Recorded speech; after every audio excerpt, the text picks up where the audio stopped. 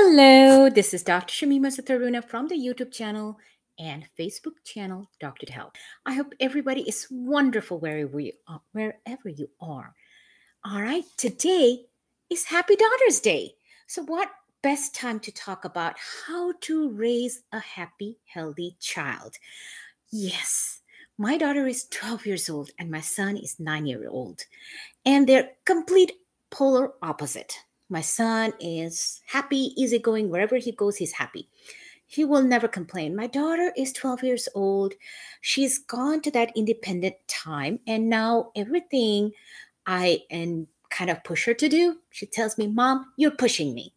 So she has that independence time where she is trying to be independent, yet she cannot be without her mom. But she doesn't know that yet. So I sometimes also don't know how much I should push her, how much I should encourage her, how much I should explain what she's not doing is right. So sometimes I do get puzzled because she's the only 12-year-old I ever had. So I figured until this 12 years age, I have a lot of tips that I can give you. So why not talk about it tonight? All right. If you have any questions about how to raise a child, any questions, suggestion, advice, please feel free to join in the comment so we can all talk together, learn together, advise each other, be each other's support. All right. Until we get any questions, let's just jump in. All right. So, what is the first thing I want to tell you? Do you think children needs encouragement or criticisms? Which one do they need more?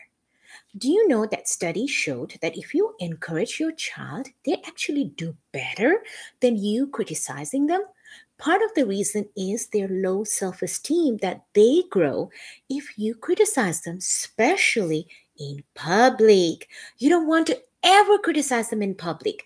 Always talk to your children when they're alone, away from the public, and kind of explain, this is what you did today. Do you think that was reasonable? What other way could have it come out?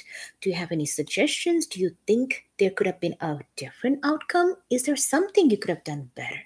So let them think, give them the respect.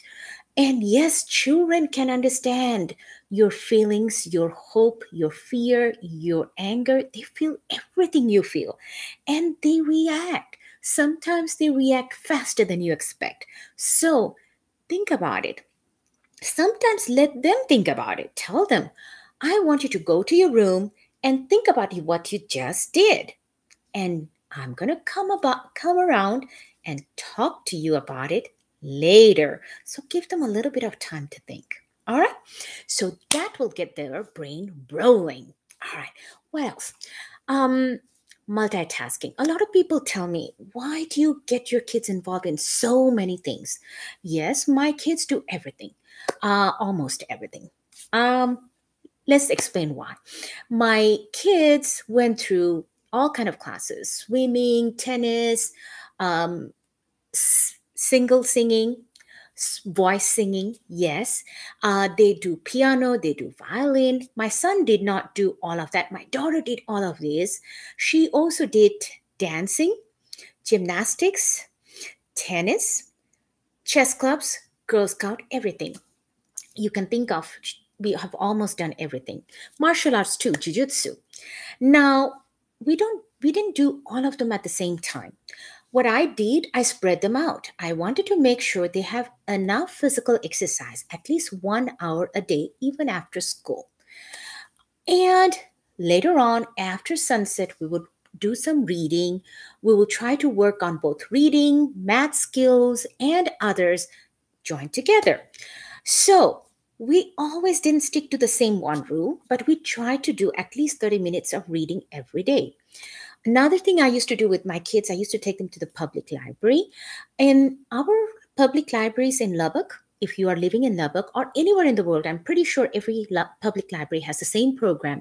They do 1 or 2 storytelling program every week. So I used to take my daughter to each and every one of them, as well as my son when he came along.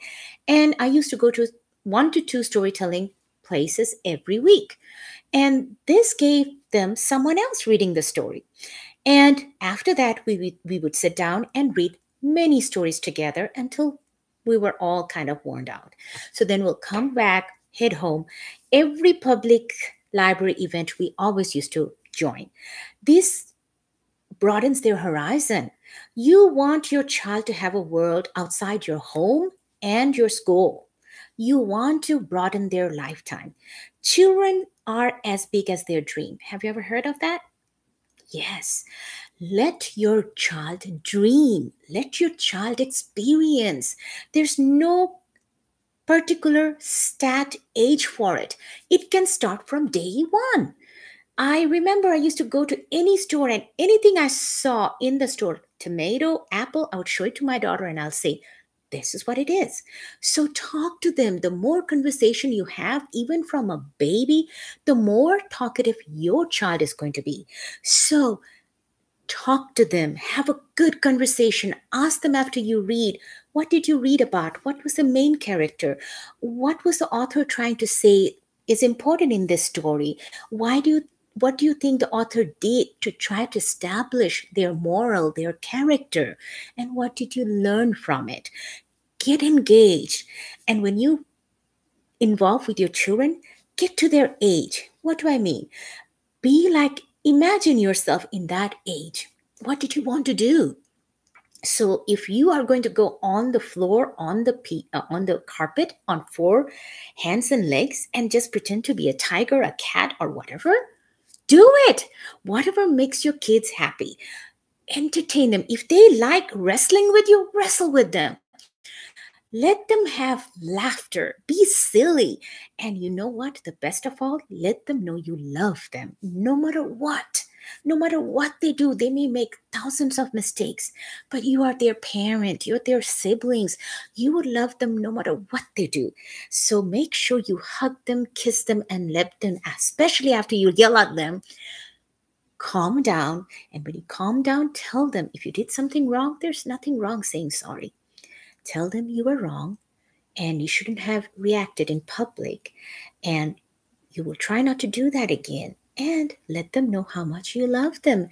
And no matter what they do, let them know that they can always come to you and you will love them anyway, and maybe more for coming to you.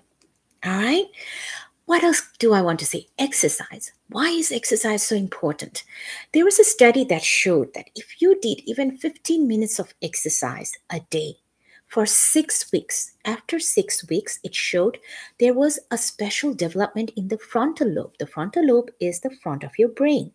And what it showed, it's a better development, and the changes it caused helped your child to have better concentration, focus, and maturity in how to manage problem solving skills. Those are things that you need for your education. So you cannot have a good education without your exercise.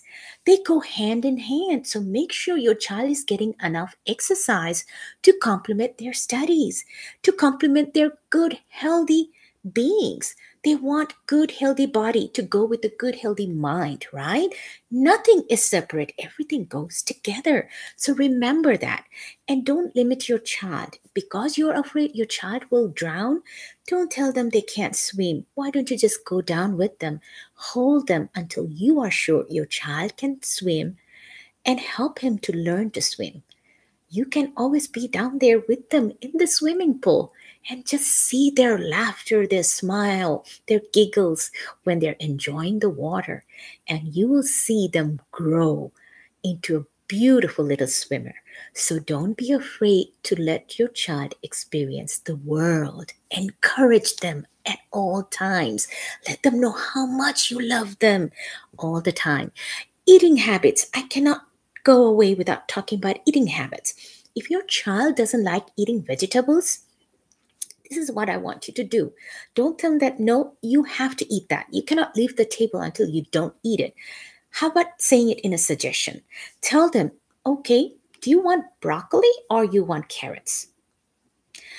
Study has shown that if you let your child make a choice, the child feels like they're more in power because they are making a decision.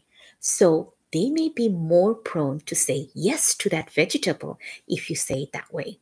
All right, carrots or broccoli. Which one would you prefer? All right, give them some choices. All right, next thing, if they have a nice cuddly bear or a cat or some kind of a soft toy, when they're feeling afraid or scared, let them hold it. Let them hold it. It will release oxytocin, a safety net. They will feel safe because that bear or the soft toy never was a threat to them. So if they hold them to their heart or just cuddle them, hold them in their against their chest, they will feel secure. They will calm down. They will relax because that was never a threat, rather, a very soft memory. So, even as adults, if you have a memory of a soft toy, even if you didn't have a soft toy, keep one in your room. When you're stressed out, hold it, and you will see a difference. Sorry about that. Ah, that's just a reminder that I have to go and pray. All right. What else do I want to do? Timeout. If they're misbehaving, give them a timeout. It's okay. Even adults, don't we walk away when we don't like a situation and we think about it, we calm down, and then we come back and talk about it? That's the same thing. A child needs some timeout too. So when they need a timeout, give them a timeout and don't talk to them when you are angry. You may say things that you may regret. You want to be an example to your child. So say things that you want them to repeat and no cursing, please. Yes, your child will remember it and maybe the first thing they spit out the next day at school or with their friends. All right. So you don't want to be a bad example. Always be a good example. Lastly, I want you to be a great example for your society. Love your parents, love your demented parents or normal, healthy parents. If you show love for your parents and your elderly, your children will watch you and learn from it. If you respect others, they will learn to respect others. And if you don't and do the opposite, they will learn to do that too. So always do nice things. So for the society, for your neighbor, for your elders, for your parents, for the homeless, do things that is an example or nice things to do for your children, and they will learn it too, and they will learn to give in their society, even in their own family. All right, that's all I'm going to say today. If you have any questions, feel free to comment and I will answer you. You know where to find me, Doctor to Help, on Facebook, YouTube, and anywhere, even on my personal page in Facebook. All right.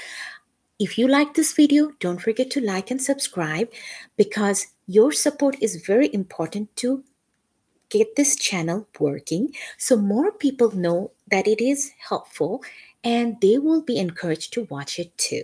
All right. Thank you again for all your support. I love you all. If you like something, let me know what you liked. If you didn't like something, also let me know why. That way I can learn from it. All right. You take care. I will see you next week. Love you all. Ta ta.